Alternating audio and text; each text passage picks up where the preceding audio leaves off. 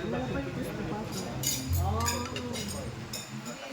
Wala na nga. Tapos gusto pa ito pa. Meron yung sa side. Fried pork na nga. Diba? Kaya ka na, diba? Ay, Kaya ka na. ayoko. Ayun. Yan. Mama, bigyan kita ng gamot. Mamaya ha. Nako. Putok-batok na to, diba?